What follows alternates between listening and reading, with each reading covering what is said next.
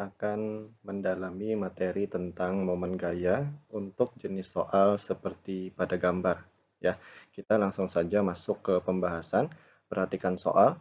Sebuah persegi dikenai 5 buah gaya seperti gambar. Hitung besar momen gaya yang bekerja pada persegi tersebut. Ya, jadi bayangannya begini, ada sebuah persegi, yang namanya persegi itu kan sisinya sama panjang ya. Kemudian sumbu persegi itu tepat di titik pusatnya dipaku begitu. Kemudian sisi-sisinya baik sudut maupun sisi kanan kiri atas bawah itu dikenai gaya begitu ya.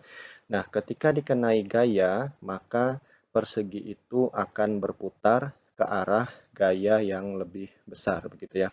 Nah, sekarang kita telaah satu persatu. Untuk konsep masih sama menggunakan rumus torsi ya, bahwa torsi sama dengan F dikali dengan L, di mana syaratnya F-nya harus kita cari yang tegak lurus dengan bidang ya. Perhatikan F1 ya, kita telaah F1 lebih dulu.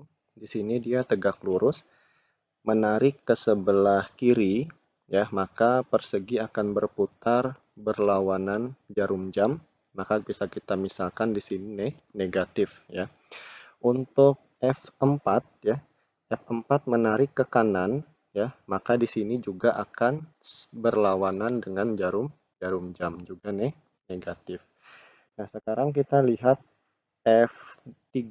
F3 juga tegak lurus, cuma dia menekan ke bawah, maka persegi pasti akan berputar searah jarum jam ya. Ini kita ambil positif.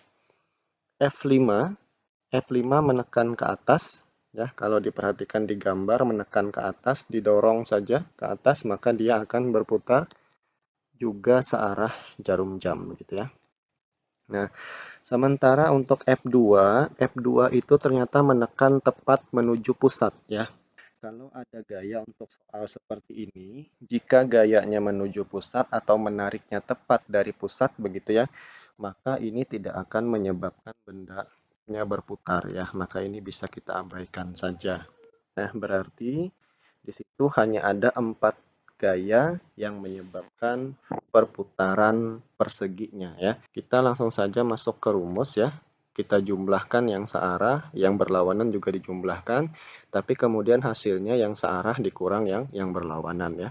Jadi ini torsi sama dengan sigma ya, karena gayanya banyak. Torsi 3 ditambah torsi 5 yang searah dulu, dikurang dengan torsi 1 dengan torsi 4 begitu ya. Ya, berarti di sini F3 dikali dengan L3 ditambah F5 dikali L5, kemudian dikurang F1 kali L1 ditambah F4 kali L4. Nah, sekarang kita telaah L-nya ya. Sekali gambar ulang begitu. Di sini sumbunya. Tadi kita tahu bahwa L di sini sama dengan 4 cm ya. Untuk setiap sisinya sama 4 cm. Dirubah ke meter jadinya 0,4 meter ya. Saya lihat yang L-nya F5 ya. Nah, F5 tarik saja ini ke bawah. Nah, berarti L-nya itu dari gaya menuju sumbu putarnya. Berarti ini L5. Setengahnya dari L berarti ya. Jadi ini setengahnya dari L, atau bisa kita katakan setengahnya dari 0,4 ya. Nilainya sama dengan 0,2. Nilainya sama dengan 0,2 meter. Untuk yang lain pun sama ya, karena F1 juga di ujung, F3 juga di ujung, F4 juga di ujung ya. Keempat gaya itu tepat di ujung atau di sudut begitu. Sehingga L-nya pasti sama dengan setengah semua. Lihat di gambar lagi, untuk F3 juga di sini setengah ya. Kemudian F4 di sini juga setengah L-nya.